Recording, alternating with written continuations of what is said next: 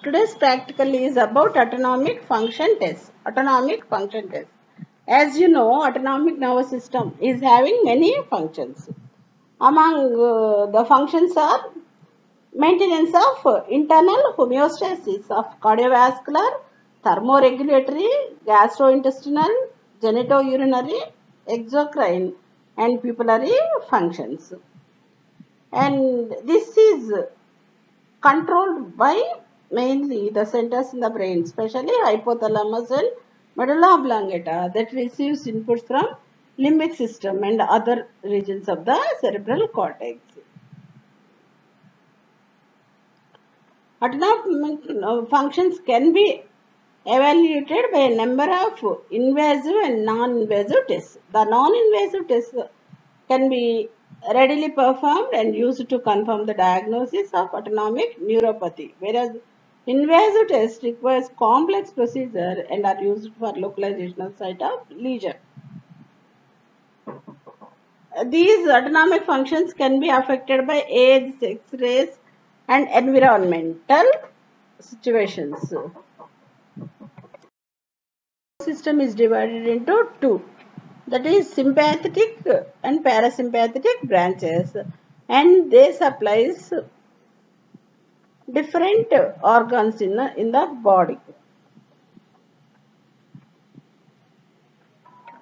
Here we can see the head and neck part and lungs, both sympathetic and the parasympathetic, and here the heart and GIT, and here we have gallbladder, liver, and GIT, adrenals.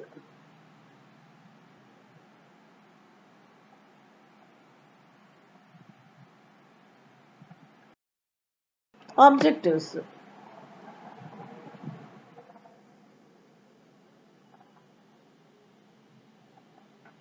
Physiological basis of the following autonomic function tests in relation to cardiovascular system. Heart rate variation during respiration, heart rate variation during postural change, Valsalva maneuver, cold pressure test. One is the heart rate variation during respiration, heart rate variation during postural change.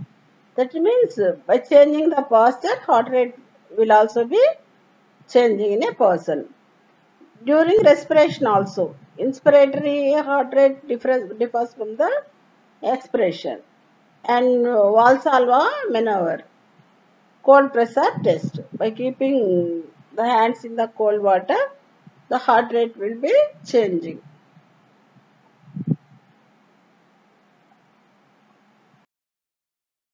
Heart rate variation during respiration.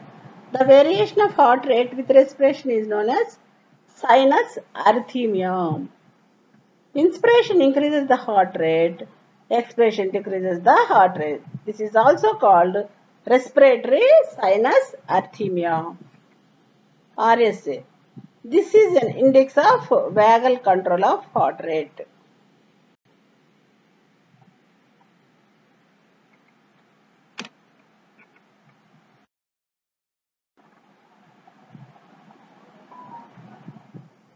Here you see expiratory and this is inspiratory.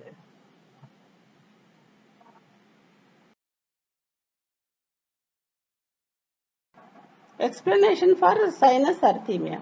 Due to change in vagal control of the heart rate during respiration, probably due to following mechanism. Influence of respiratory center on the vagal control of the heart rate.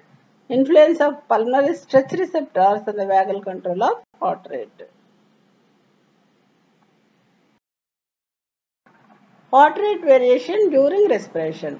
The heart rate increases during inspiration due to decreased cardiac vagal activity and decreased during expiration due to increased vagal activity. If the vagal activity is more, the heart rate will be decreased. The vagal activity is less, the heart rate will be more. So by this we can know vagal is having inhibitory effect or inhibitory activity on the heart. This is detected by recording the heart rate by using the electrocardiograph. while the subject is breathing deeply. Deep breathing. Respiratory rate.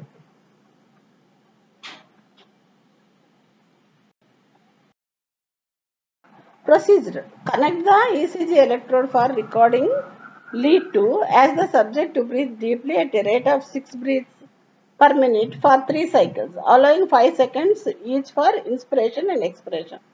We have to instruct the subject to breathe deeply at a rate of 6 breaths per minute 6 times. What is the respiratory rate? Normally it will be 12 to 14. Whereas he has to breathe slow inspiration, slow expiration. Allowing 5 seconds in between for 3 cycles you have to do. Maximum and minimum heart rate with each respiratory cycle. Average the 3 differences. Normal will be 15 beats per minute, whereas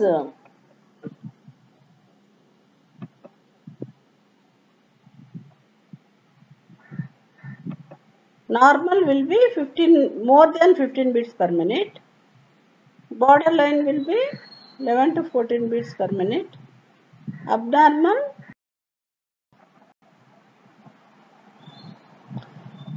determine the expiration to inspiration ratio.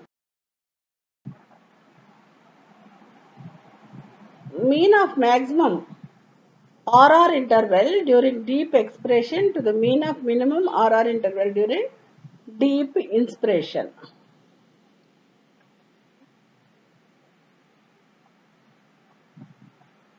We have to take average of 3.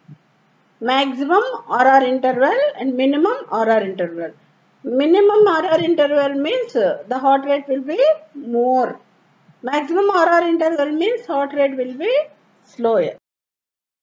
Longest RR interval in expiration, shortest RR interval in inspiration should be expiration inspiration ratio will be 1.2. Heart rate variation during postural change. Changing posture from supine to standing leads to an increase in the heart rate immediately using 10 to 12 beats per minute.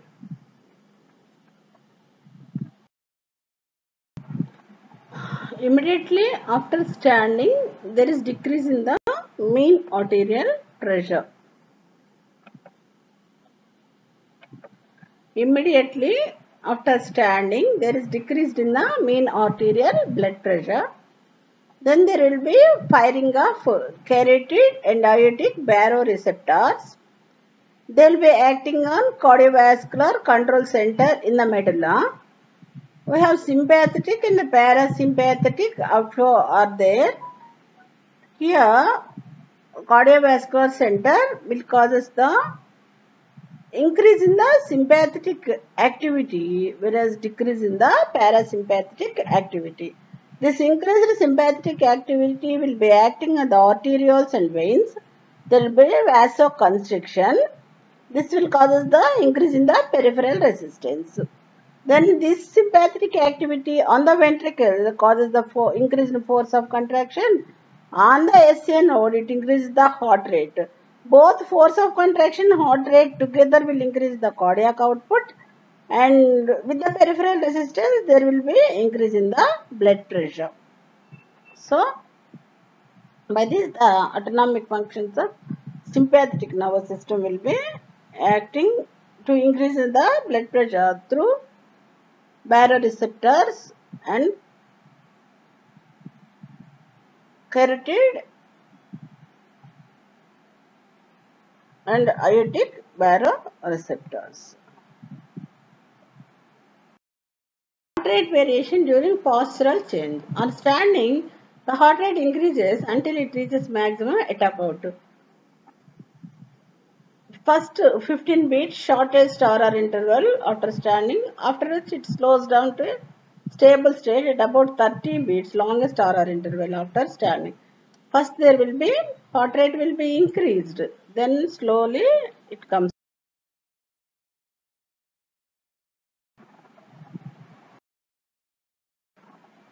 Ratio of RR interval corresponds to 30th and 15th heartbeat. 30 is to 15 ratio. The ratio is the measure of parasympathetic response.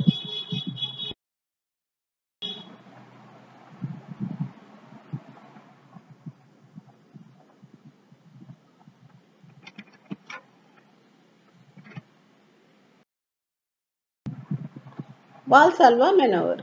Assess the integrity of the baroreceptor reflex. Measure of parasympathetic and sympathetic functions. It is forced expiration against a closed glottis. Forced expiration against a Valsalva maneuver means it is forced expiration against closed glottis. The Valsalva maneuver is performed by attempting forcefully exhale while keeping the mouth and nose closed.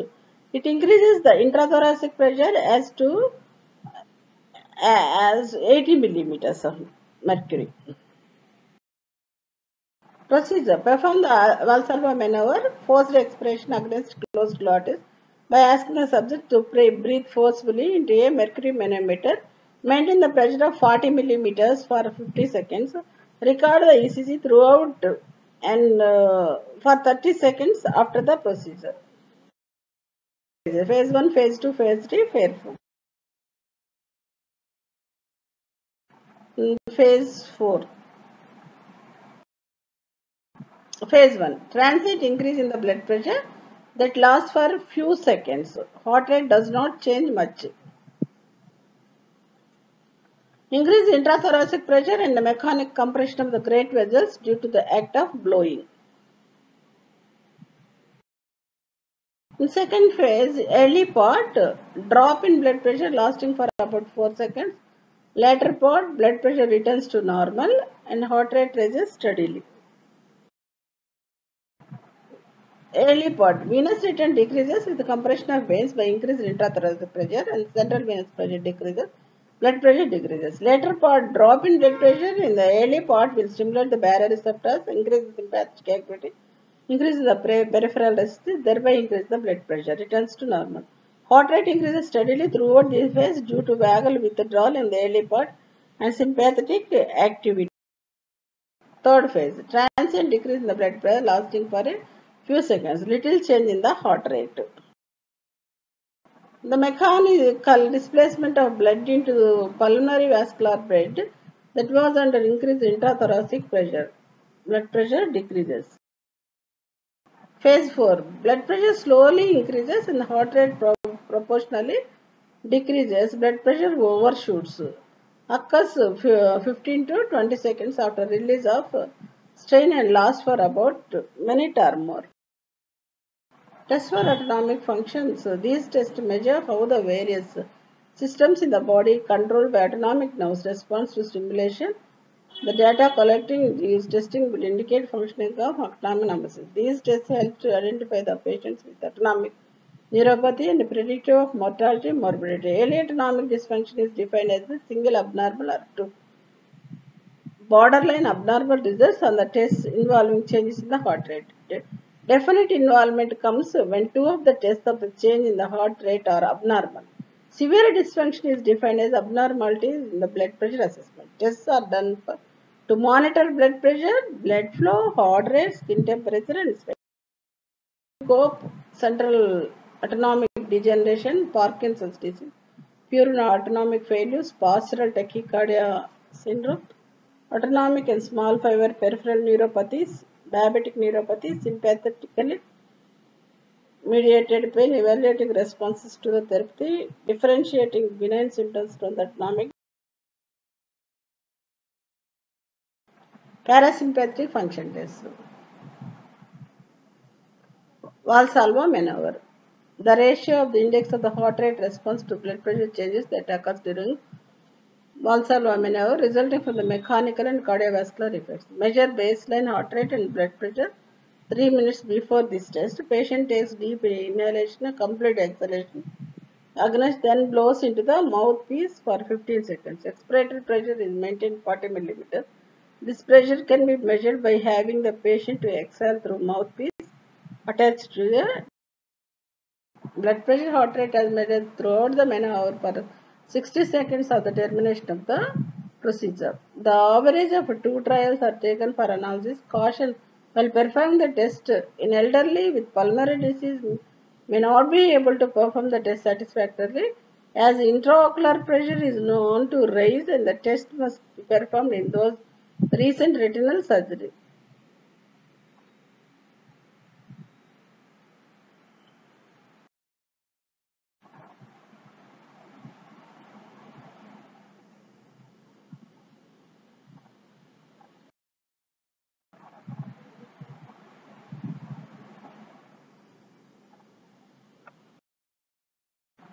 Expiratory-inspiratory ratio, sum of the longest RR intervals divided by sum of the shortest RR intervals. Normal value is mean of difference of above 15 beats per minute.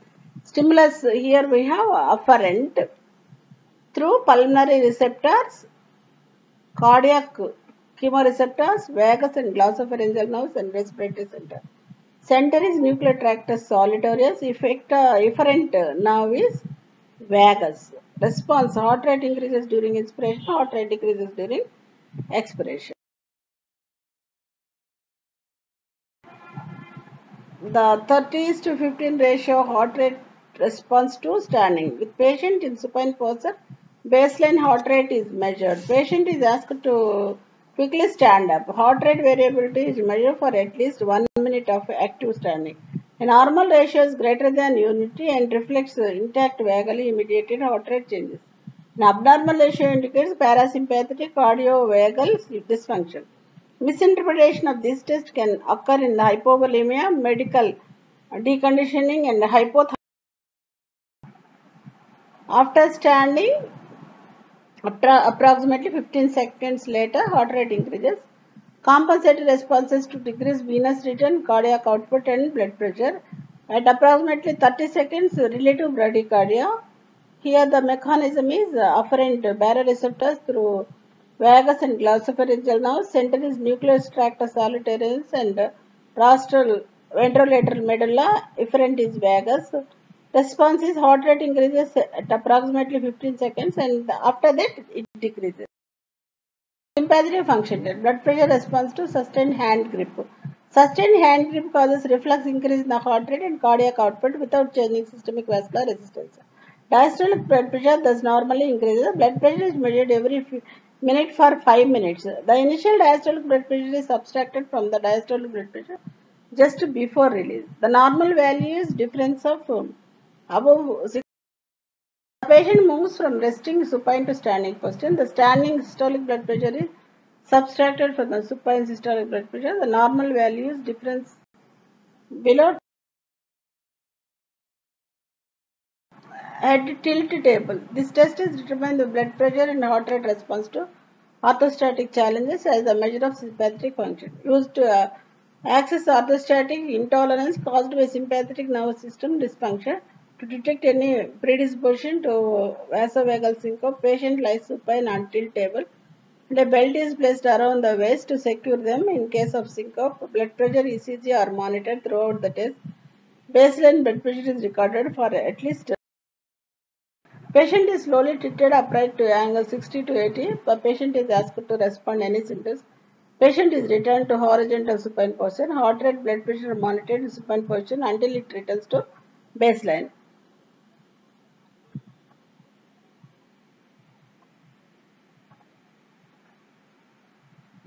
A normal tilt table test is one in which there are no symptoms of or moderate falling. Decreased central blood pressure value. Afferent is baroreceptors, vagus and glossopharyngeal nerves, center nucleus tractus solitarius.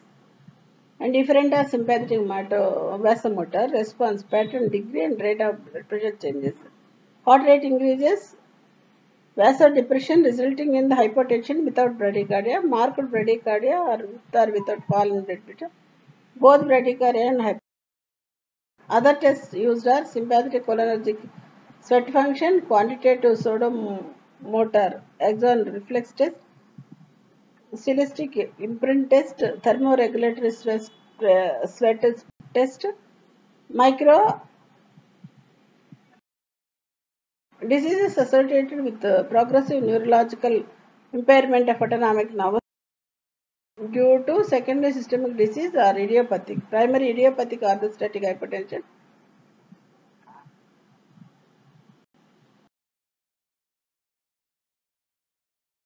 And secondary to systemic diseases, aging, diabetes mellitus, chronic alcoholism, chronic renal failure, hypertension, rheumatoid arthritis, carcinomatosis,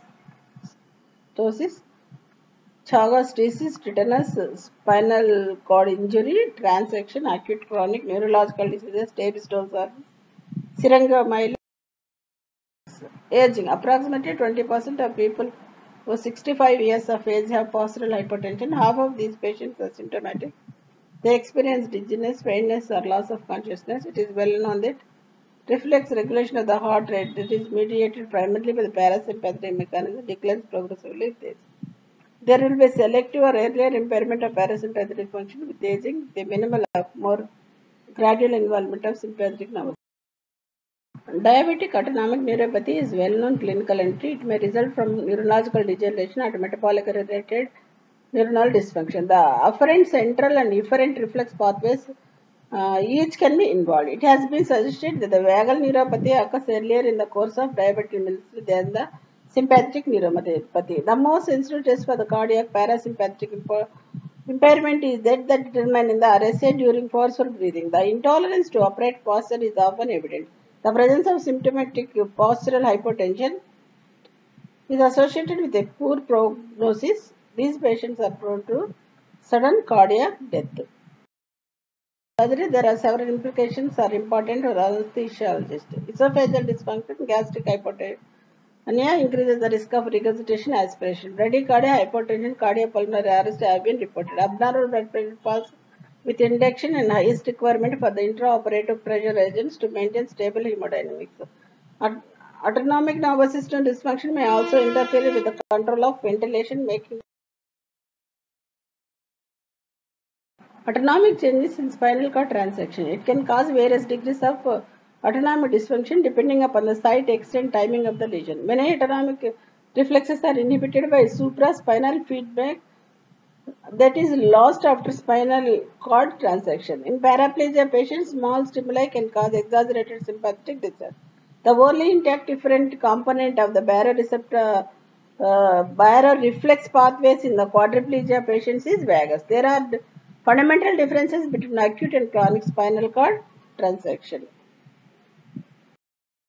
Transient state of decreased excitability occurs known as spinal shock. It may last for days to weeks.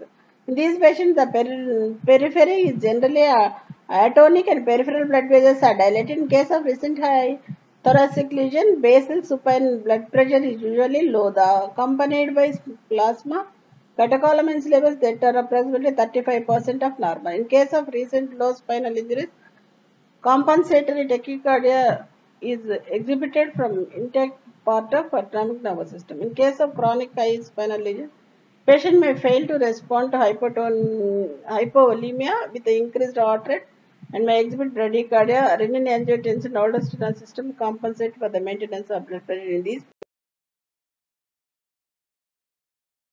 Phenomena of autonomic dysreflexia can occur with stimulation below the lesion.